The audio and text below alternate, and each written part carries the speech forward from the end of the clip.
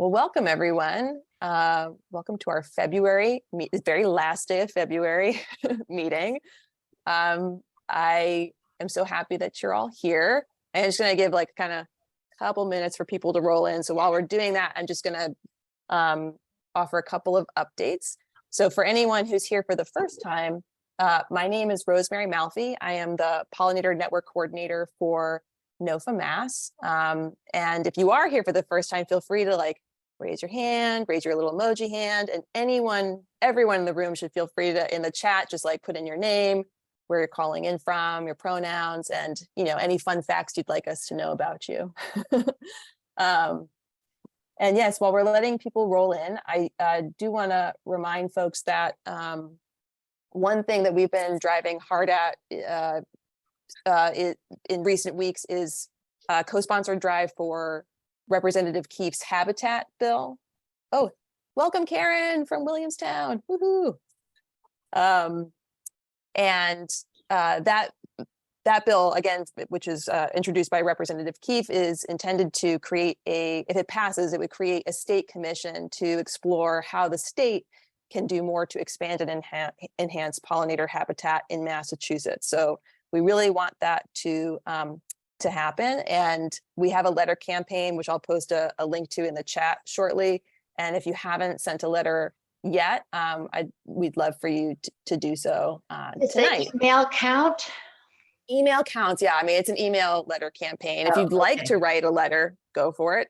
If you want to, if you want to write your own letter from your own email account, we have a link in the letter campaign to resources to help you do that. Or you could make a phone call. We also have a link to a call script. Phone calls by far are the most effective things because most people don't pick up the phone. Yeah, so I just want to remind everyone about that bill and how important it is. So most folks who are part of our regular email list will also have heard that I am actually moving on from this position to a position at the Xerces Society for Invertebrate Conservation later this month. So but I'm not really going anywhere. I'm still living in Massachusetts. It's a remote position, and I am here to smooth the transition between my being here and the next coordinator being here. And I will talk a little bit more about that later in the meeting. Jocelyn, are you here? Oh, I see you. Jocelyn, I wanted to give you like a few minutes to describe your project and make your request about schools, if you're here. Yes, I see her down below. Jocelyn, do you want to unmute? Okay, can you hear me? Yes. Oh, good. So I'm on my phone here on my break at work. Yeah, I'm writing a grant. This is a MDR specialty block grant by the Department of Agriculture, basically to promote specialty crops, of which native plants falls under that domain. And the concept of my grant grant proposal is to get specialty crops, to get native plants into schools, like on the school landscape. And I was a teacher for 29 years. So teachers have to follow certain objectives, in their subject. They have to, and one of the objectives of every year from kindergarten through 8th grade is to study, quote, the interdependence of species in ecosystems. And I think it would be great if kids could study the interdependence of species in ecosystems by looking at plants and insects and animals on the property of the school, except that most schools have very sterile environments. So I'm writing curriculum that would go with native plants that schools would receive so that they could, instead of, I've looked at a lot of curriculum for this particular science objective, and it's sad because a lot of it requires kids to make cardboard or construction paper models of flowers. That's I am hysterical. not kidding. I am not kidding. And wouldn't it be nice if we could look at some real flowers and attract some real butterflies and some real birds to the property? I don't think it's that difficult, even, that genius of an idea. So I've, gotten a group of Massachusetts native plant nurseries, including my own Checker Spot Farm. I'm out in Coleraine, Massachusetts. There's about 5 to 7 of us. I'm still accumulating more people, because the grant the grant isn't designed to benefit one farm or grower. It's meant to promote the crop itself, which is fine because, I'm happy to share everything. But as I'm, writing this grant, it's due March 24th. They don't give you an awful lot of leeway. They opened the grant, meaning they give you all the information like February 10th. And I have to submit it March 24th. What I would love to find from people is, in this group, if a science teacher in grades K through 8 who would be interested in teaching the interdependence among ecosystems, the pollination, the butterfly portion of their curriculum, their science curriculum, using this curriculum that I'm writing and the native plants that they will receive, I would love to have their name. Because, if I can say, I have these 7 growers who are participating and we're going to serve these 10 to 15 classrooms, that's a much stronger proposal than we would like to find classrooms to serve, and it doesn't have to be the whole district doesn't have to sign on. In fact, I doubt they would, because districts don't do anything immediately. But, so it could be just, one intrepid teacher, in a kindergarten class or a 3rd grade class or a 7th grade class who's like, you know what, I think I just like to do something with this unit, different with this unit. What have you got? And having been a teacher, I can, send people copies of the different curriculums that I'm writing, but I understand very well, the curriculum I'm writing you can just put it right in. It will have MCAS questions. It will have reading passages. This is what I do. This is what I did for 29 years. I've won a state award. I've written 3 books. I have another educational website. This is my bag. So the teacher doesn't need to do anything. There's no research they need to do. They just need to just drop it in and do it. And because it will be in segments, like if they want to just have the kids plant the plants for a 1-day lesson, they could do that. If they want to make it into a 2-week program, they can do that. So it's designed to be flexible and 0 work for the teacher. The grant also says that you get points towards, the way that they score your proposal, and the proposals with the most amount of points are the ones that get funded, but you get points by working with what they call economic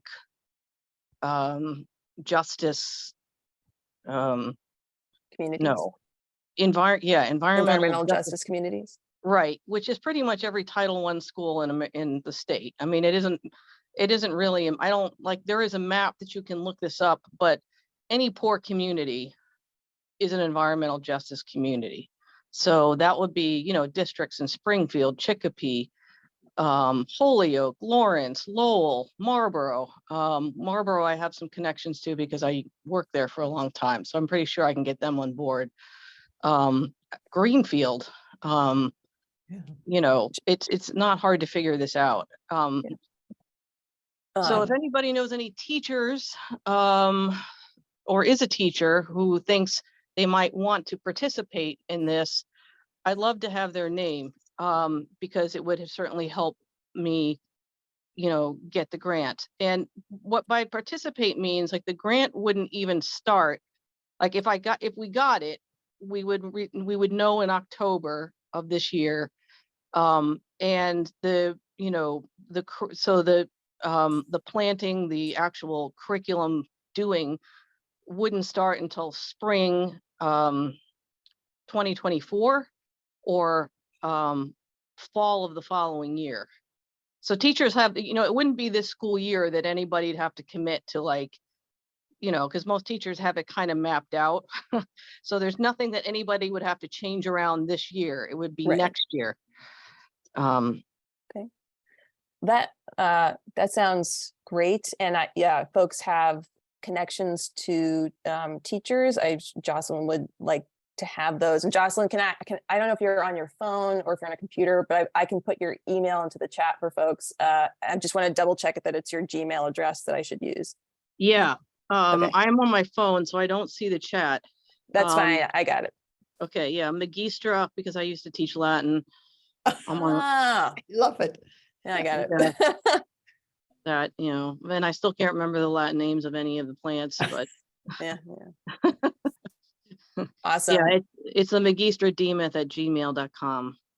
That's my main one, but checkerspotfarm@gmail.com will also get to me if people have that one.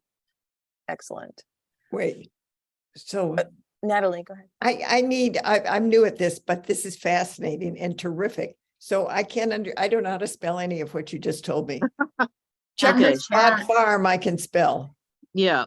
But what's all that Magister? What's the rest of you? I put Jocelyn's email into the chat. So if you go to the chat, I have, it says Jocelyn Demuth, or is it Demuth? Oh, I see it. I see it.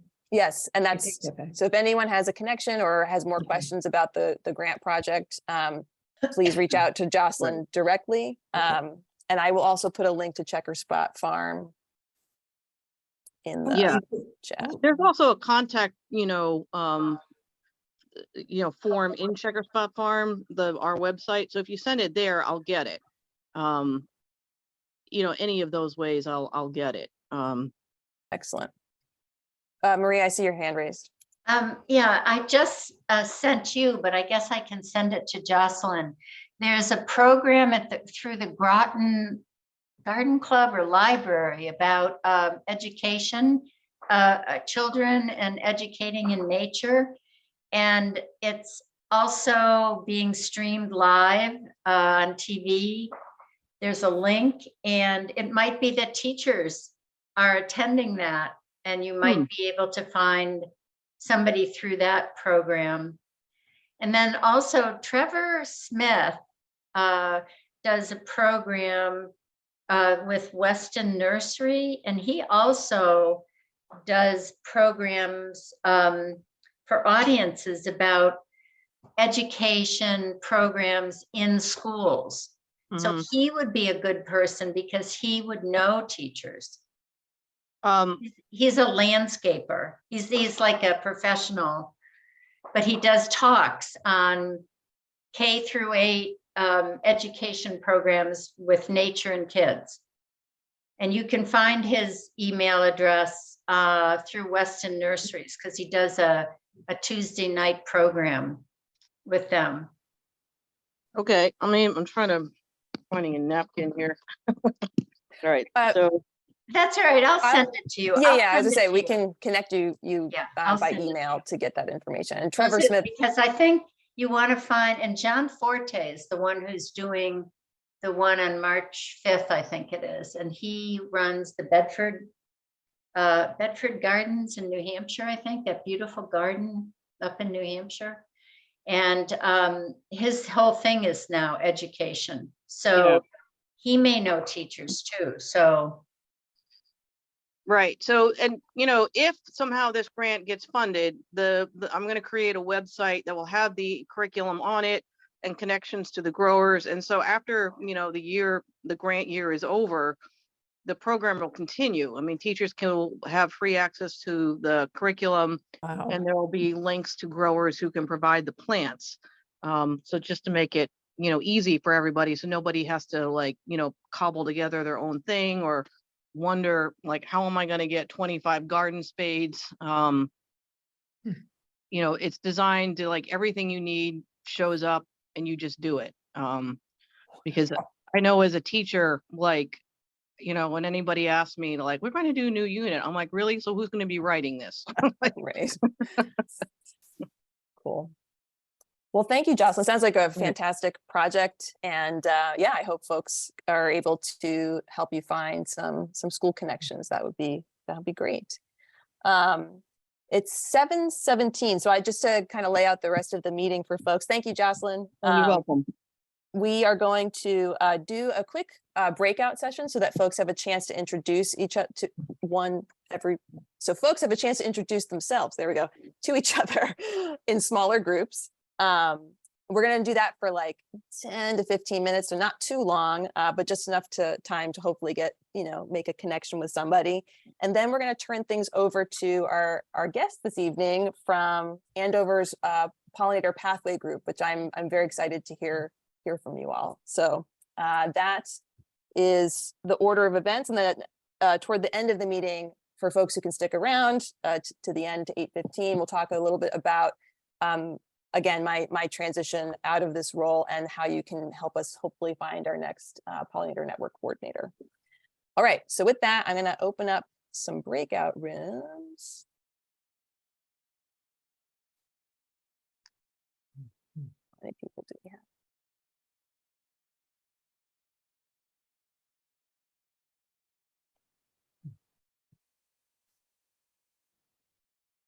All right. Oh, here I am. Yay, finally. Okay, folks, I have opened up breakout rooms, so you should be seeing those in just a moment. Here we go. And but before you, oh, well, there they all go. I'll write it to the room.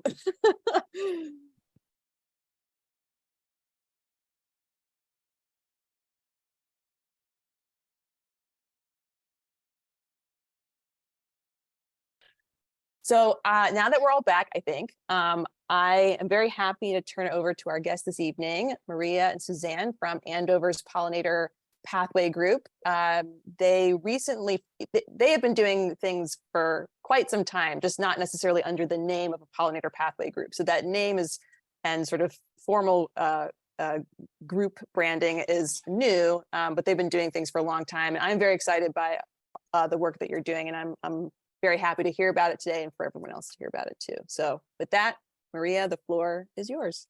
Okay. Yeah. The inspiration for doing what we're doing in Andover really came from me listening in on this group for a year and listening to what everybody around the state was doing. I had always wanted to reduce pesticide use in Andover, but that's kind of a hard sell. And so over the year of listening to in on these meetings, it sort of dawned on me that if we approached it from pollinator side, because you would want to reduce pesticide use in order to support pollinators. Everybody loves pollinators. Everybody loves, birds and butterflies, and, everybody knows bees are endangered. So it seemed just like a much more user-friendly way to come into this. I'm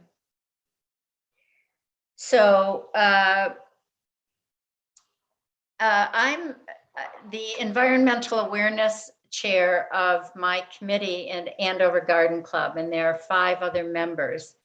And we all decided that we would take this on as a project. So after this started in June last year, June of 2022, and we sent out an email to garden clubs, Conservation Commission, land trust people, a couple of select board members we knew might be interested, Andover Green Advisory Board people. And we have a member who's a member of the board of Grow Native Massachusetts. We sent it to her. Community garden people, our community librarian. We sent it out to about 30 people, that people knew might be interested. And we had our first meeting in mid-June, and 12 people came of that 30. And, we just talked and brainstormed, and there seemed to be enough energy to keep going. So we had another meeting a month later for more brainstorming, at which time we decided to ask Rosemary if she would help us set up a Zoom with members of the Pollinator Network who had already done some programming on pollinators, so that we wouldn't just be reinventing the wheel. We could pick their brains. They could tell us what their experience was, what worked, what didn't. So we did that in August, and it was some of the people that are here tonight. I think it was, wasn't it Brucey? It was Vivian and Brucey. And then it was a man from the Cape Cod group. I didn't see him. Is he here? I Don't he's think here. Gary's here tonight, but it was Gary Yeah, Bowden. and Lexington Living Landscape person, I think, was also on it, and someone else from Northampton. Charlie and Peggy, I think. Yes, I can't remember. There were about 6 people. And, they did a panel discussion. We had come up with a list of questions, and, I think it was about a 2-hour thing. And it was hugely helpful. We got, after that Zoom meeting, we had another meeting in early September, and we sort of sifted through everything that we had heard. And our primary issue was, how were we going to get a website that we could have within, we didn't really want to set up a website. Who in the town would let us, would host one for us, blah, blah, blah. So we finally decided to go with this national organization called Pollinator Pathway.org. It's pollinator pollinator-pathway.org. And it's national, and they will let a town have a web page on their website for free. I mean, it's incredible. And then people can put their homes, their yards, if they qualify under their criteria, they can put their properties on a Google map. And then people can click on these little butterflies, I guess they are, and see, addresses in their neighborhood. So it really seemed like the easiest way for us to go. And luckily for us, one of the people who was interested in working on this, you're also going to hear from later tonight, Suzanne Korschun, is a very talented graphic artist and is very comfortable working with websites and design and techie and all that stuff, which I'm not at all. And so once we decided to do that, she started working on designing our page on the Pollinator Pathway organization website. They have their own kind of webmaster person, and everything that Suzanne does has to go through that person, and she enters it onto the website. But they have been, and I think Suzanne can confirm this, they've been very willing to let us do a lot of our own design type things. So once we settled that was a big thing for us, because we didn't want to raise money and have to have somebody be, manage a website. So we were very relieved about that. September, there was an Andover Community Day. That's when we went public. We had our web address now, it was on the Pollinator Pathway website. We did Suzanne did a beautiful tabletop display. And we positioned ourselves right next to this local native plant grower who had a booth next to us. And he put together these little sun pollinator kits of 4 plants. and shade pollinator kits of 4 plants, so that, you know, we were able to, oh, would you like to start? Would you like to do a mailbox garden? Why don't you talk to him? And, you know, he take home a little kit, get started. We also made a big push in the fall to get community partners, because we were concerned that, you know, like people would say, well, who is this group? You know, I mean, are they legit? You know, what is our credibility? So we we approached a number of different community groups, and they were all, you know, everyone said yes, and they are listed on our webpage. And it's the garden clubs, it's the Conservation Commission, it's the Andover Green Advisory Board, the History Center, the library, Conservation Commission. So, you know, it's a wide range of recognizable organizations in the community, so that people would go, oh, okay. So they could be sort of reassured that we were legitimate. Then we decided to use, instead of designing our own yard sign, we decided to use the Pollinator Pathway sign. I'm not sure if you know, it's like a purple butterfly kind of round sign.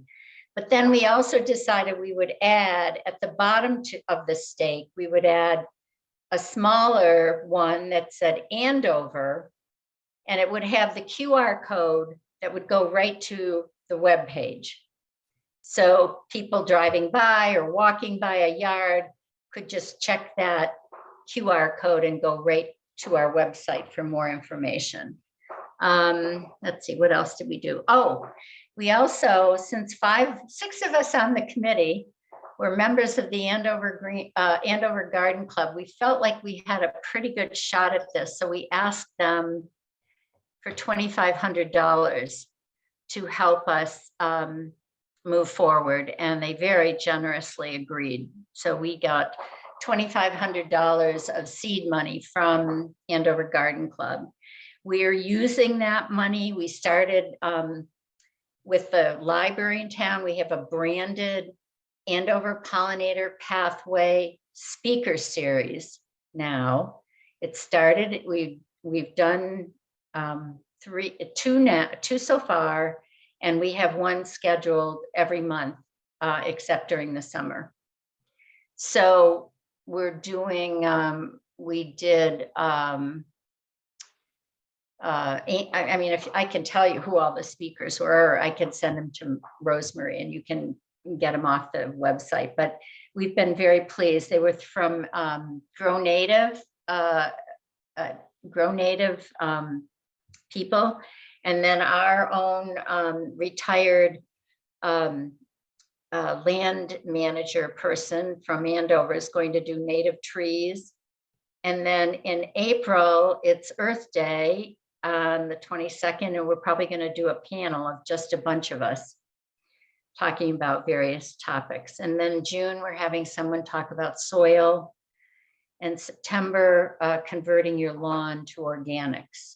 That's what we have set up so far. We're also in the process, just about ready to go, of setting up volunteer teams to go out to yards upon request to help people get started. So on our website, on our webpage, people can go in. If they're all ready, they follow the 5 criteria, which are plant natives, avoid pesticides, control invasives, reduce your lawn, and leave leaves. Those are the 5 things people have to be doing in order to get on the pathway. And if somebody's already doing that, they can just go right ahead and get on the pathway. Then we have another track. If you're interested, but you need help, people can register and they can ask us for a visit. And we will be starting those visits in April. And it will be a 2-person team going out. It's not a professional landscape design opportunity. It's just friendly neighbors, you know, helping you figure out you know, what natives you have in your yard and what you might do as a first step. So we're starting that. We're also going to purchase and put up the pollinator pathway signs in the public plots around town this spring, so that, and we have 30 people, private lots that have plots, yards that have registered. So we want signs to start being visible around town. And let's see, we're hoping to do a display window at CVS for Earth Day to get more publicity.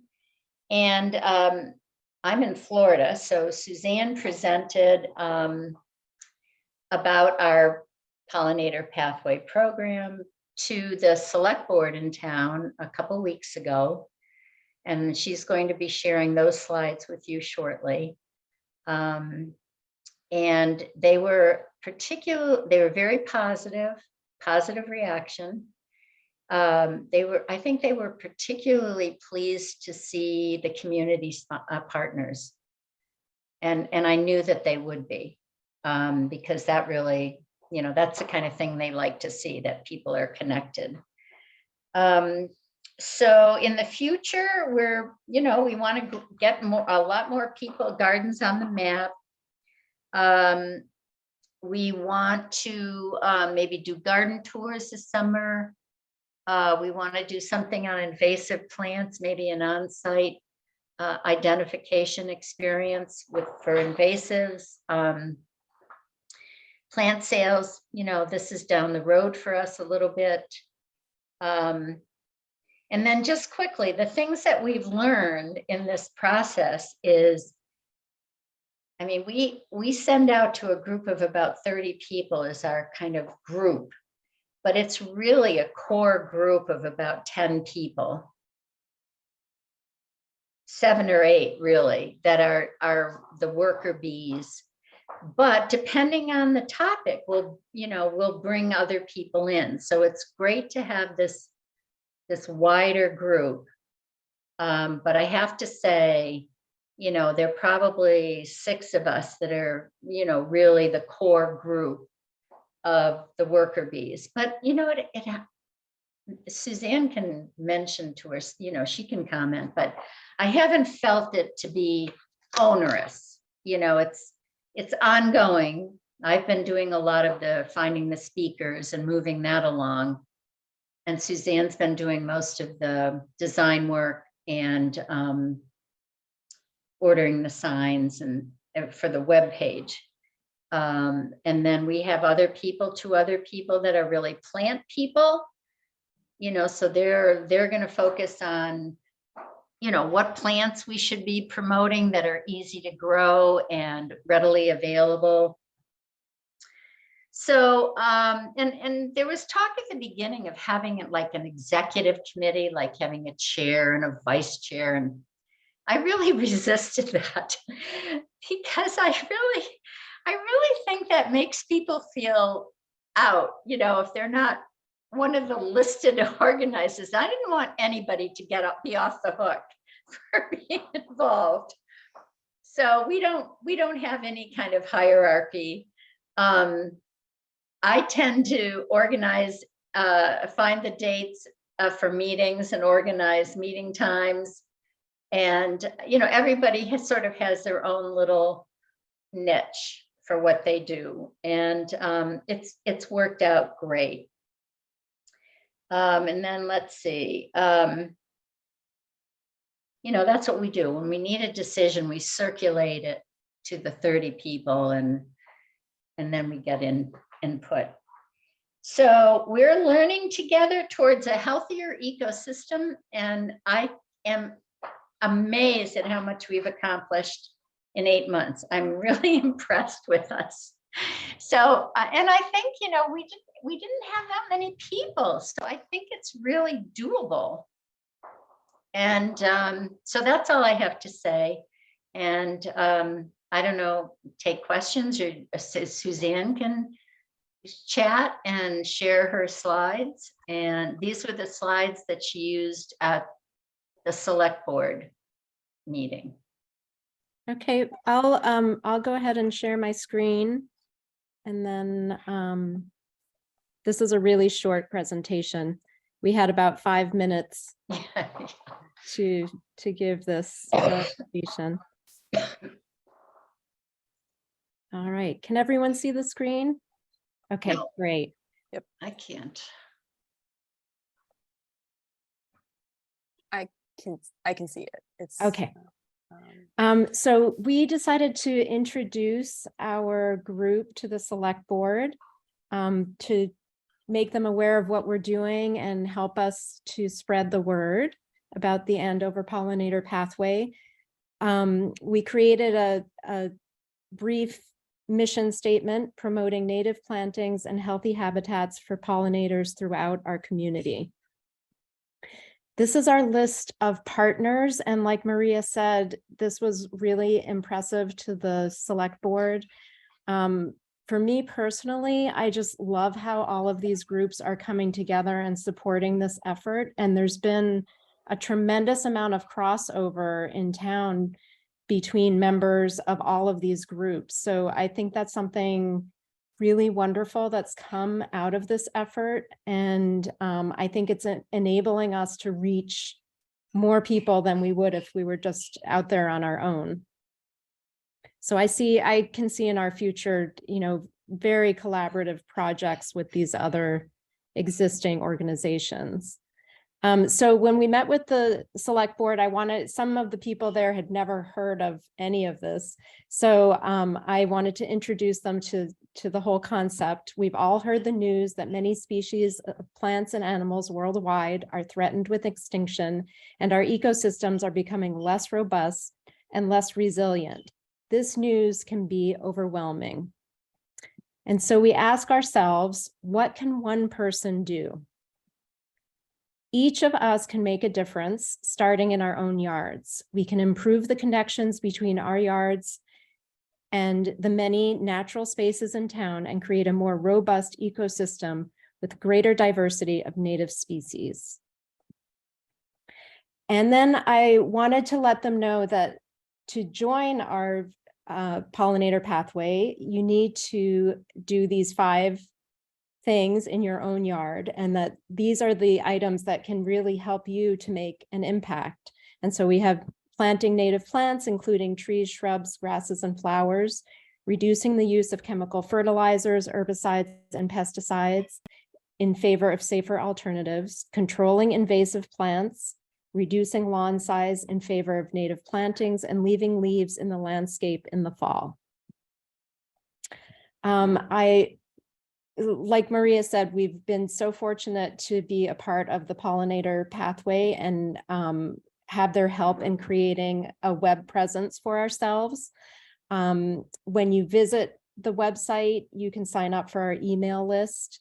And we currently have about 88 people signed up for monthly email blasts where we inform people about events, our speaker series, hopefully for future plant sales and other resources. You can also be inspired on our page. We have so far 2 public gardens that are listed. One of them is an existing garden called the Henderson Garden, which you see on the left, which is taken care of by the Andover Garden Club. The other 2 photos show a new garden that was planted by one of our volunteers, along with 2 interns from our high school. And that garden came together very quickly this fall, and we're really excited to see how things come up later this spring. Part of the website includes all these wonderful resources that Maria mentioned. All of these items are clickable, and you can go to some really great plant lists, information about pesticides, lots of good information for people who are just getting started. And finally, to get onto the map, you need to, of course, follow our 5 requirements. And then if your garden meets those requirements, you can join the pollinator pathway. And so you click on a button and then fill out a form with your information, which then comes to to me, actually, to a Gmail that I set up for us.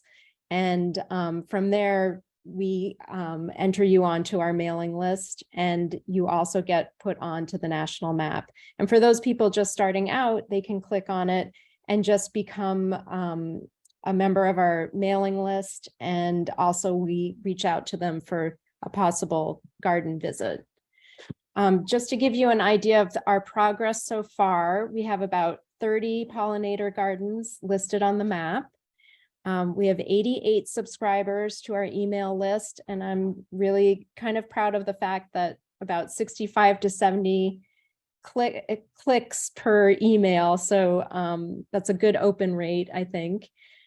We also had about 1,300 people signed up for our first 2 webinars, which was like absolutely fantastic. Our local librarian did a really great job sharing with other libraries and getting the word out. As Maria mentioned, we're going to be starting to install pollinator signs at our public gardens, and then also asking people to put pollinator pathway signs in their own yards. Beginner garden visits will begin in the spring, and we're also hoping to do some education about No Mow May and starting to get people engaged that way. And so at the end of our presentation, we invited the people on the select board to join us in this effort and spread the word. We also passed out milkweed seeds and encouraged them to just winter sow them in their own yards. And we've found that that's actually been a really nice way to engage people, both at our community tabling event in the fall, and then this presentation. It was just a fun way to engage the people around us. And we put the seeds in envelopes with our web address on it so that they could take that home with them. So I hope this was interesting, and that you kind of get a good sense of how we've started to approach this new group in our town and spread the word and make some changes. Awesome. Thank you. Thank you, Maria and Suzanne, for sharing that. And I think it's especially helpful to see how you presented it to a select board.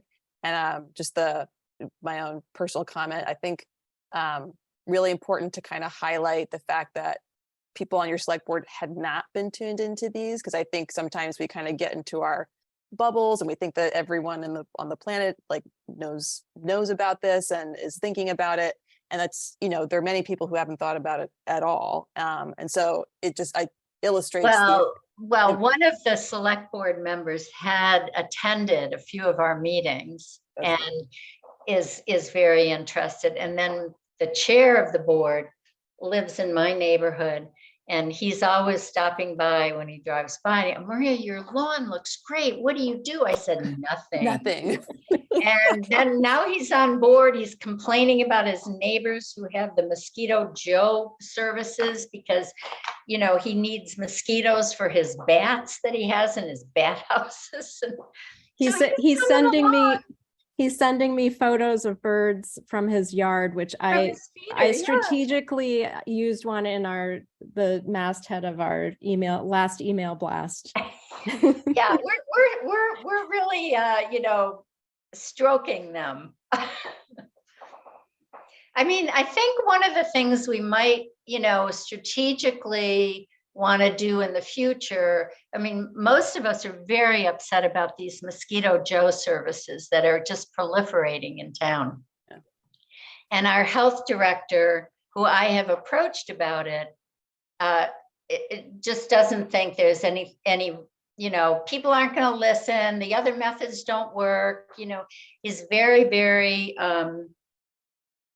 uninterested. But I think that down the road, we need to get him on board, and we have to strategically figure out a way to, get a flyer that goes out in the water bill or something. And Suzanne, actually, you had a great idea. Do a door hanger that whenever we drive by somebody's yard that has one of those signs, you take out the door hanger and put it up on their door, and it has do you want to save money? These are ways you can take care of mosquitoes and ticks without paying this service. And, I think we should really, I think we're going to do that. We have money from the Andover Garden Club because it's just crazy. Because, you can do everything in your yard that's right. But if the homes surrounding you have these services, the pollinators are going to die going to their yards. So it's really important. I agree.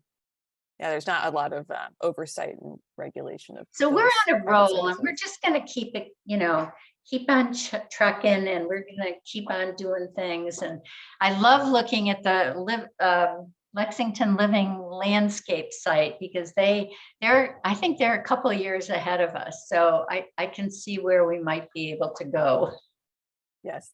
Yeah, their website is fantastic. Isabel, I see your hand up. This was a great presentation. The two of you really, really are inspiring. I wondered how did you get a town pollinator pathway designation? Because I've emailed them and I haven't gotten any sort of guidance in that. Well, Suzanne, you did it. So how? Oh, yeah. So we emailed Jana at the Pollinator, the Massachusetts. I guess actually, I think she's based in Connecticut, but on their website, we emailed them a request to set up a web page. And okay, a web page. yeah, and so then just working with her, I basically just sent her the text and images and some basic instructions on how we wanted it to look and be set up. And then she's a volunteer, and she and one other person do the setup for you. Wow. Okay. Isabel, But try emailing again because maybe your email just got lost in the shuffle or something. and make sure you go to the right one, pollinator-pathway.org. And if you click on towns, you'll see a list of all the, if you go to, you'll see all of those towns got on. So yeah, I've listed my own property, and I bought 10 signs to pass out at winter sewing workshops to get people interested. well, I think you might want to have a little bit of an organization before you try to get a town site. Okay, That would be my suggestion. super. Thank you. Yeah, and we kind of used the other towns that were already listed as our models. And then again, that panel discussion that we had really helped our group to sort of form a vision of what we wanted to do. I think Cape Cod is also on the pollinator pathway, and they're a couple of years ahead of us too. And they, so there are some really good models, Isabel, on that pathway at the pollinatorpathway.org. And then Lexington Living Landscape is an awesome site. But if you don't want to pay for your own website, Pollinator Pathway is an excellent option. Even though I resisted it in the beginning, it has turned out to be absolutely fabulous. I do like that option too, because it's a lot to build a website, and there's a lot of maintenance, and there's sometimes security issues, and it can be unless you have someone who's really devoted to doing that, it's kind of a pain. And Suzanne, again, if it had been me that had to do all of this, I'm not sure I could have. I really don't have the skills.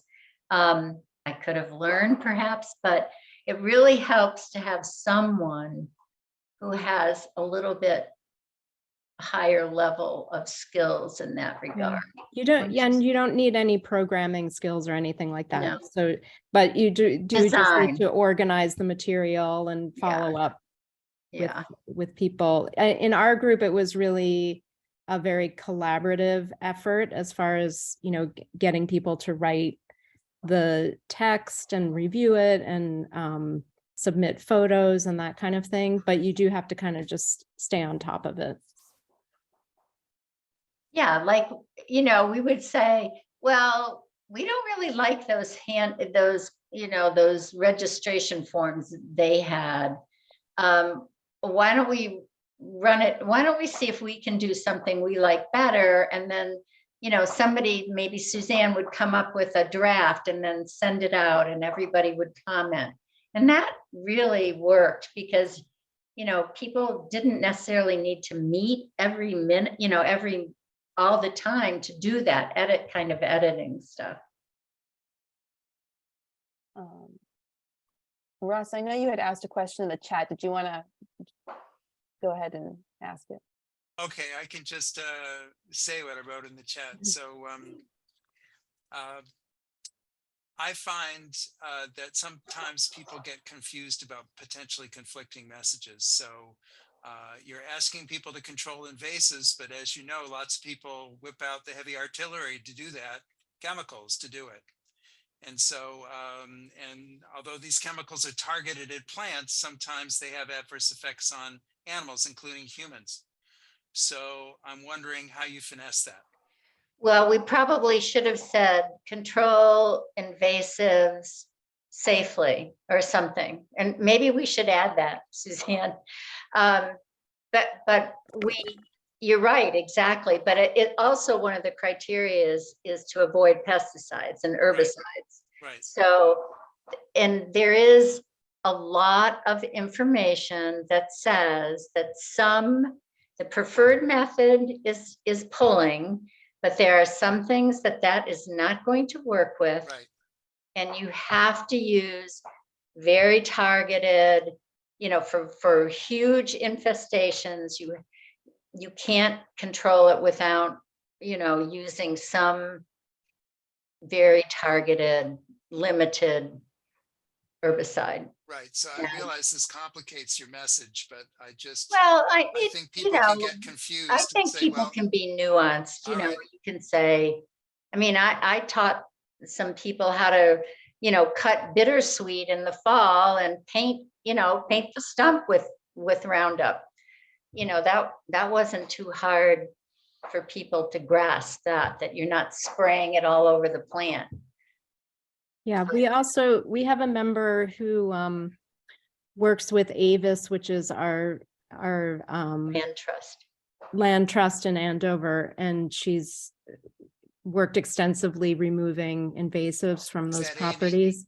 So she has been really a great resource for us too, about talking about like removing buckthorn with the buckthorn bags, which is a very, has no chemicals involved. Yeah, non-invasive, not harsh. We do have a ton of bittersweet in Andover. So she has on occasion had to hire professionals to help with a major, removal effort with that, which has sometimes involved chemical treatment. Amy Janofsky? Yes, it is Amy. Okay, I know Amy. Yeah. So, and my second part of my question was, as you know, sometimes the definition of invasive is in the eye of the beholder, that some people say, well, that sumac or that poison ivy, that wild grape is invading my property. And of course, you don't mean those native species. So yeah, what are you I'm doing to help educate people about what is actually an invasive and not just a merely aggressive native plant? Yeah, well, we should have said non-native invasives, but But I tend to think like, poison ivy, sure, it's aggressive, but it is not an invasive, Right. because it's providing benefits to birds. And so I consider the terms native and invasive as mutually exclusive. You can't have them one plant be both. There's no such thing as an invasive. There's no native and aggressive. It could be a native aggressive. Right, that's right. not native invasive. Right, so Most I of just, the I just people- encourage you to just keep your eyes peeled for people that, you know, Yes, are well, sort of using the term loosely just to go after I a plant think, that they I don't like. think a lot of Yeah. our people are at such a introductory level that, you know, we're gonna be doing a lot of basic education. So, you know, that's just the way it is. Thank you. Janet, thank you, Russ. Janet, I saw you had your hand up for a bit. Oh, and you're on mute. Sorry. Just, I think the aligning with different partners is really important. And there's one group that I've been involved with that I don't think we should overlook, which is dark sky organizations, because, light pollution is accelerating and really bad for pollinators. And the dark sky group doesn't have as much of a natural constituency as the pollinator group. So it would be really good to forge partnerships, and they have some bills coming up in this legislative session as well. Well, So- we were, when we did the partners, we were doing community organization partners, not necessarily issue partners. I mean, that was our thinking. Recognizable community groups that people would say, oh, okay, now I know. Yeah, not to criticize what you've done at all, but No, just, I'm just like explaining. it's one of our 5 actions on our resolution, we said reduce light pollution. So we just tried to sneak it in there so people wouldn't get all, Well, another one is the whole noise and air pollution from gas The mowers. equipment. And that's another there's another group in town working on that. So, we kind of wanted to make it sort of simple at first. yeah. And then you bring people along and you get more, they get more and more aware, I think is what happens. Yeah, and then we're having a talk a week from Saturday by Paige Dickey, who's this really famous Yeah, landscape. I've heard her. Yeah, and we got her because we realized we actually have to change the aesthetic concept of people. And she's really brilliant at that and showing how beautiful Meadow, What town are you in? Monterey, Monterey. near Great Barrington. Yeah, yeah. And Janet- it's on Zoom too. Yeah. Oh, is it? I was gonna say, is it online? Is Is it it- talk? The talk with Paige, Is is the it talk online? a Zoom talk? It's Is it gonna be- open? It's going to be open. I'm not sure how much capacity we can have. I might try to record it. I'll see if we can record it. Is it through your library? We're going to have it at the library, but we have a native plants working group, and we, like you guys, we But started. who's going to record it? The library?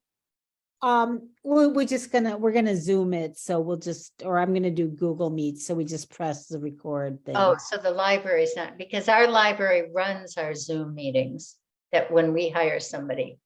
And they can meet up, they combine with other libraries to offer it. That's how we got so many people to attend, because it was with Andover, Tewksbury, I think Newburyport.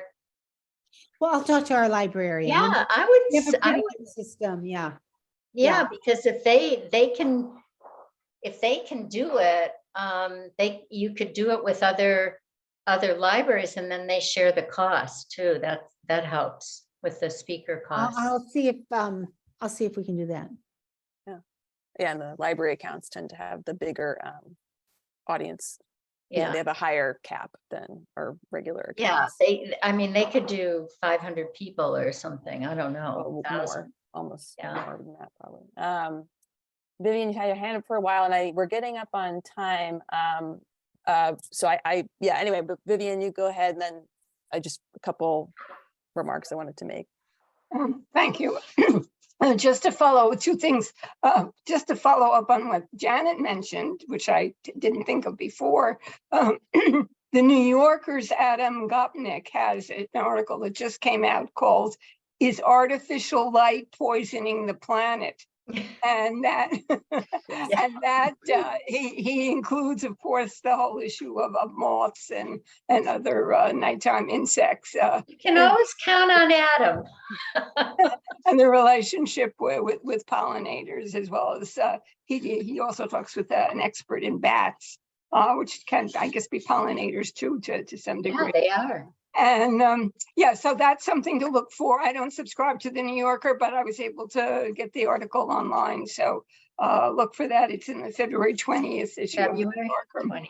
20th. The second thing is to Maria and Suzanne, along with your wonderful presence on the Pollinator Pathway website and map, are you aware of Doug Tallamy's initiative that's fairly new called Homegrown National Park, and that they're urging individuals and groups, like many of us are affiliated with, to register for free on their map, because they have a goal of 20 million acres, which would be the equivalent of, I think, about half of the national parks, to convert that from lawns to pollinator friendly. We thought about that. You know, we tried to decide, did we want to gear people toward that or pollinator pathway or what? I mean, you can do both. I know, but we want people to focus, and we don't want to get it diffused. When you're starting with new people, you want to keep them focused. And we thought that pollinators had more of cachet, or people liked pollinators. The idea of National Homegrown National Park was a little more esoteric, and down the road, I mean, people can join it. I mean, we're not telling them not to, but we wanted to stay focused on those 5 criteria, getting people started, cut down your lawn, stop using pesticides, get a few plants in, very basic stuff, and then bring them along.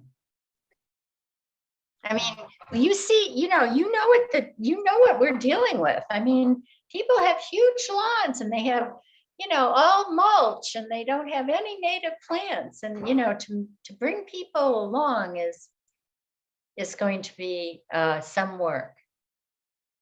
I do So think, we didn't want to confuse it with another thing. yeah, no, I understand that, especially in the beginning. We don't have, I think folks are starting to drop off the call, but before everyone leaves, it would be great to get it just like a quick hand count, like your little emoji hands, if you can, of who has actually heard of Homegrown National Park. I think probably most people on the call, but is there everyone who's heard of Homegrown National Park? You just put your little hands up, your little video hand, or your little, oh, I got a thumbs up. That was good. All right. Yeah. Your emoji of choice, really. Hand, celebratory heart, That's a good idea. I think so. I think we could say probably a majority. I think a couple people just aren't by their computer too. I think Anna's probably not there. Yeah, sometimes people listen from away from the keyboard. Yeah. So I think probably most folks on the call. All right. I just wanted to get a little quick survey there because we are meeting with the Homegrown National Park folks this week. And I do think at that broader level, like for the Mass Pollinator Network, that kind of relationship does make sense. I know Grow Native Massachusetts has done that too. And, at some point when there's like resources and time, we can do a survey to get a sense for like how much land area is actually, in these, that has actually been turned into a garden, and you can compile that probably in a number of ways.